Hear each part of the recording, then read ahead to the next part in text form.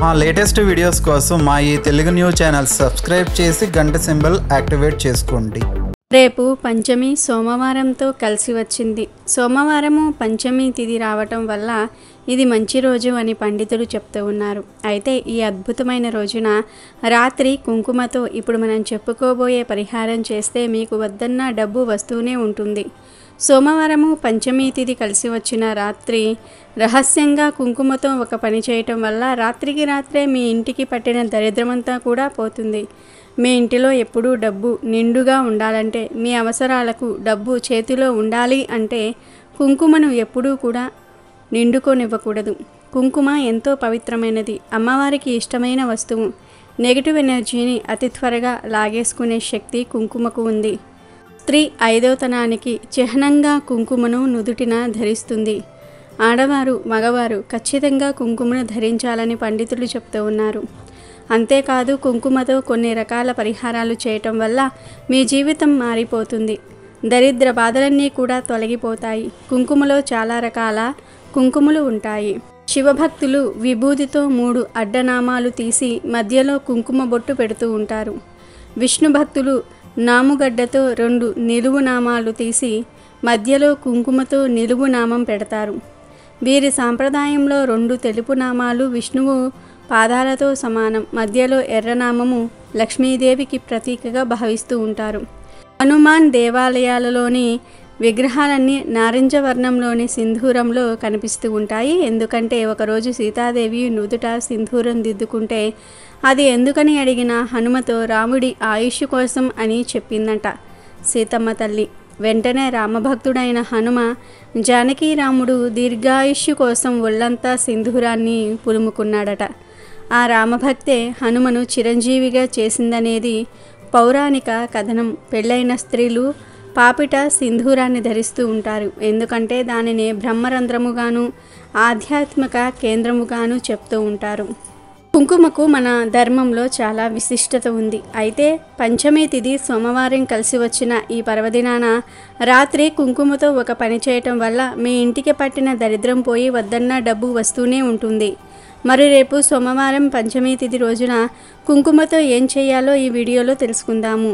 అంతకన్నా ముందు అమ్మవారి ఆలయాలలో ప్రసిద్ధి చెందిన హాస్యనాంబ ఆలయం గురించి, ఆ ఆలయ చరిత్ర మరియు రహస్యాల గురించి ఈ వీడియోలో తెలుసుకుందాము. హాస్యనాంబ చరిత్ర విన్నవారికి కష్టాలు దరిచేరవు. ఈ వీడియోను ఎక్కడా స్కిప్ చేయకుండా చూడండి. అలాగే మా వీడియో నచ్చితే లైక్ చేసి షేర్ చేయండి. అలాగే మా ఛానల్ని కూడా సబ్స్క్రైబ్ చేసుకుని మాకు సపోర్ట్ చేయండి. ప్రతి ఆలయానికి ఒక ప్రత్యేకత, సొంత చరిత్ర కలిగి ఉంటుంది. అలాంటి విశిష్ట దేవాలయాల్లో ఒకటి కర్ణాటకలో ఉన్న హాస్యనాంబ దేవాలయము. ఈ ఆలయానికి తమ ప్రాంతంలో ఎంతో ప్రాముఖ్యత ఉందని స్థానికులు చెప్తారు. హాస్యనాంబ ఆలయం ప్రత్యేకత ఏమిటంటే దీపావళికి 7 రోజుల ముందు ఈ దేవాలయం తలుపులను తీస్తారు. దీపావళి రోజున ఆలయాన్ని మూసివేస్తారు. ఆ సమయంలో అమ్మవారిని ఉదయం 7 నుండి రాత్రి 10 గంటల వరకు, మళ్ళీ మధ్యాహ్నం 3 నుండి రాత్రి 10 గంటల వరకు సందర్శించవచ్చు. హాసన్లో ఉన్న హాస్యనాంబ ఆలయం 12వ శతాబ్దంలో నిర్మించబడిందని భావిస్తూ ఉన్నారు. అయితే ఈ ఆలయాన్ని ఎవరు నిర్మించారు, ఎలా నిర్మించారు అనేది ఇప్పటికీ స్పష్టమైన ఆధారాలు లేవు. స్థానికులు ప్రజలు హాస్యనాంబ అమ్మవారిని పూజిస్తారు. ఈ దేవాలయానికి ఒకటి కాదు ఎన్నో విశిష్టతలు ఉన్నాయి. ఈ ఆలయాన్ని సందర్శించి దైవానుగ్రహాన్ని పొందగలిగితే ప్రజలు అదృష్టవంతులుగా భావిస్తారు. హాస్యనాంబ ఆలయం ప్రతి సంవత్సరం 1 వారం మాత్రమే తెరిచి ఉంటుంది. హాస్యనాంబ అమ్మవారి ఆలయంలో ఏడాది మొత్తంలో వెలిగించిన దీపాలు, పూజించిన పువ్వులు, 2 బస్తాల బియ్యము, నీరు పెట్టి ఆలయ తలుపులు మూసివేస్తారు. ఆలయం తెరిచే వరకు అమ్మవారికి నీటిని నైవేద్యాలుగా భావిస్తారు. ఈ నెయ్యి దీపం ఆలయం మూసివేసినప్పటి నుండి తిరిగి తెరిచే సమయంలో కూడా వెలుగుతూనే ఉంటుంది. పువ్వులు వాడిపోవు. దేవత ముందు పెట్టిన 2 బస్తాల అన్నం కూడా వేడిగా ఉండి తినడానికి అనుకూలంగా ఉంటుంది.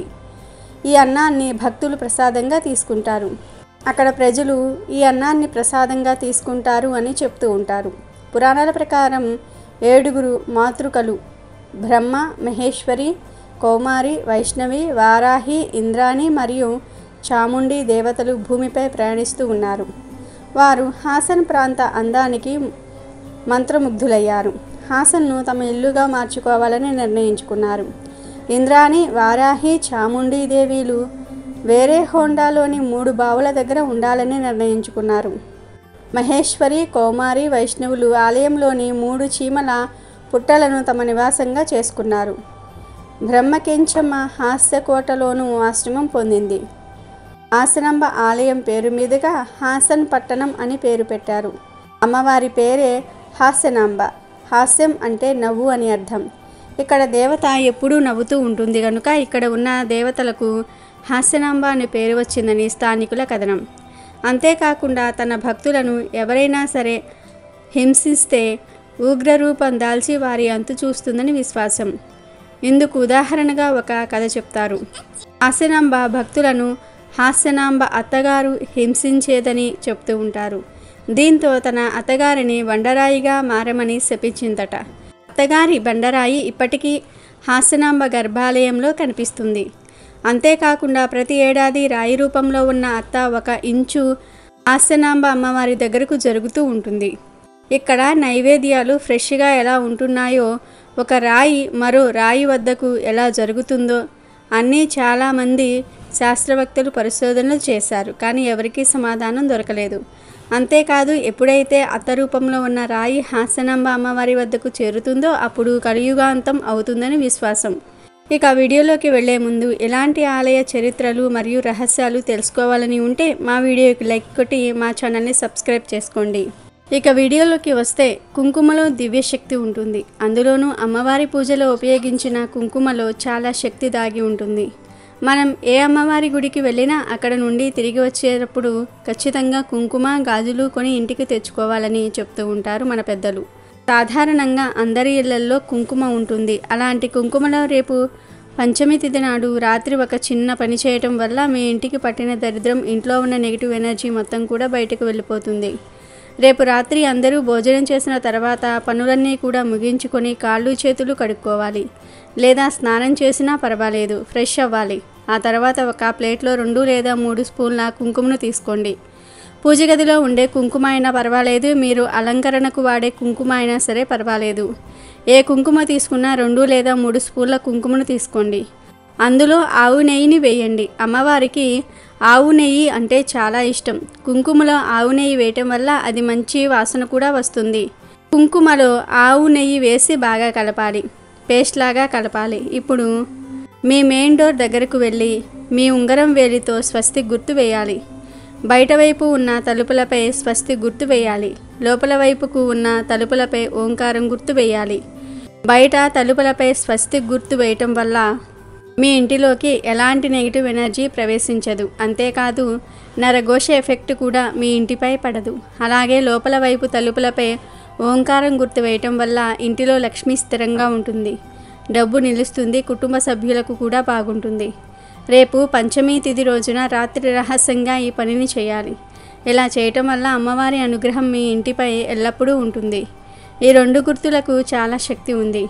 అందులోనూ ఈ 2 గుర్తులు కుంకుమతో వేస్తూ ఉన్నాం కాబట్టి మీ ఇంటికి ఎలాంటి చెడు శక్తి పట్టి పీడిస్తున్నా అది తొలగిపోతుంది. ఈ గుర్తులు మీ తలుపుపై వేయటం వల్ల మీ జీవితంలో మీరు ఊహించని మార్పును చూస్తారు. మరి ప్రతి ఒక్కరూ కూడా రేపు సోమవారం పంచమి తిథి నాడు కుంకుమతో తలుపులపై ఈ గుర్తులను వేసి అమ్మవారి అనుగ్రహాన్ని పొంది ఆర్థిక పరంగా వృద్ధి చెంది ఆనందంగా జీవించండి.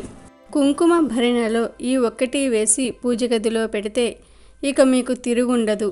శత్రుబాధలు, ఇతరుల ఏడుపులు, ఇంట్లోని సమస్యలు, దుష్ట ప్రభావాలు అన్నీ కూడా తొలగిపోతాయి. అఖండ ఐశ్వర్యాన్ని పొందుతారని పండితులు అంటూ ఉన్నారు. మరి ఏ వస్తువులను కుంకుమ భరిణలో వేసి పూజ గదిలో పెట్టుకోవాలో ఇప్పుడు మనం ఈ వీడియోలో తెలుసుకుందాం. చాలామంది తమ ఇంట్లో సంపాదించిన ధనం నిలవట్లేదని బాధపడుతూ ఉంటూ ఉంటారు. ఇలాంటి ధన సమస్యలు ఉన్నవారు, మొండి బాకీలు వసూలు కావాలి అనుకునేవారు, శత్రుబాధలు తొలగించుకోవాలి అనుకునేవారు, ఇతరుల ఏడుపులు మమ్మల్ని ఏమీ చెయ్యకూడదు అని భావించేవారు పూజగదిలో ఒక వస్తువును పెట్టుకోవాలి. అదే హతా జోడి. దీనిని హత్ జోడి అని కూడా పిలుస్తూ ఉంటారు. హిమాలయాల్లో దొరికే ఒక చెట్టు యొక్క వేరు ఇది. ఈ హతా జోడి చూడడానికి 2 చేతులను ముడిచినట్లుగా ఉంటుంది. అందుకే దీనిని హత్ జోడి అని పిలుస్తూ ఉంటారు. హత్ అంటే చెయ్యి, జోడి అంటే కలయిక. రెండు చేతులు కలిస్తే ఎలా ఉంటుందో హతా జోడి అలా ఉంటుంది. ఈ హతా జోడి పూజా సామాగ్రి షాప్స్లో లభిస్తుంది. ఈ హతా జోడిని ఒక మంచి రోజు ఇంటికి తెచ్చుకొని మీ ఇంట్లో పూజా మందిరంలో ఉంచి కుంకుమతో అర్చన చేయండి. అలా చేసినప్పుడు శ్రీమాత్రే నమః అనే మంత్రాన్ని జపించుకోండి. ఈ చిన్న మంత్రాన్ని జపిస్తూ కుంకుమతో హతా జోడిని పూజించండి. ఆ తర్వాత ఒక వెండి కుంకుమ భరిణలో ఈ హతా జోడిని వేసి పూజ గదిలో పెట్టుకోండి. ముఖ్యంగా వ్యాపారం చేసేవారు ఇంట్లో ఉన్నట్లయితే ఈ వ్యాపారస్తులు వ్యాపారంలో నష్టాల నుండి బయటపడాలంటే, వ్యాపారం 3 పువ్వులు 6 కాయలుగా విరజిల్లాలంటే ఈ హతా జోడిని వెండి భరిణెలో ఉంచి కొద్దిగా కర్పూరం, 1 లవంగం, 1 యాలుకను వేసి ఇంట్లో ఉంచండి. ఇలా చేస్తే వ్యాపారంలో అద్భుతంగా రాణిస్తారు. హతా జోడి విశేషంగా సహకరిస్తుంది. అలాగే చాలామందికి పాపగ్రహాల వలన దోషాలు ఉంటాయి. అంటే రాహు దోషం, కేతు దోషం, శని దోషం, కుజదోషం ఇలాంటి దోషాలు ఉన్నవారు ఎవరైనా సరే ఇంట్లో హతా జోడిని ఉంచుకుంటే ఆ దోషాలన్నీ కూడా తొలగిపోతాయి. మొండి బాకీలు వసూలు కావడానికి, అప్పుల బాధల నుండి బయటపడడానికి కూడా ఈ హతా జోడి అనేది అద్భుతంగా పనిచేస్తుంది. అప్పుల బాధలు పోవాలంటే, మొండి బాకీలు వసూలు కావాలంటే హతా జోడిని ఇంట్లో ఉంచి ఆ హతా జోడి దగ్గర 2 నిమ్మ దీపాలు వెలిగించండి. దీపాలు కొండెక్కిన తర్వాత నిమ్మ డొప్పలను హతా జోడిని ఎర్రటి రంగు వస్త్రంలో మూటకట్టి ఆ మూటను ఇంటి ముందు వేలాడదీయండి. గురువారం నాడు తీవ్రమైన అప్పుల బాధలు ఉన్నవారు, మొండి బాకీలు వసూలు కావాలని కోరుకునేవారు ఈ హతా జోడి పరిహారం చేస్తే వారం రోజుల్లో మీకు సమస్య తొలగే మార్గం తెలుస్తుంది. కాబట్టి వ్యాపారంలో వృద్ధి చెందాలన్నా, ధన సమస్యలు తొలగిపోవాలన్నా, శత్రు బాధలు తొలగిపోవాలన్నా ఈరోజే హతా జోడిని ఇంటికి తెచ్చుకొని అద్భుత ఫలితాలను పొందండి. అమెజాన్లో బెస్ట్ డిస్కౌంట్స్ కోసం వీడియో డిస్క్రిప్షన్లో లింకు ఉంది, చూడండి. అలాగే మా టెలిగ్రామ్ ఛానల్ సబ్స్క్రైబ్ చేసుకోండి.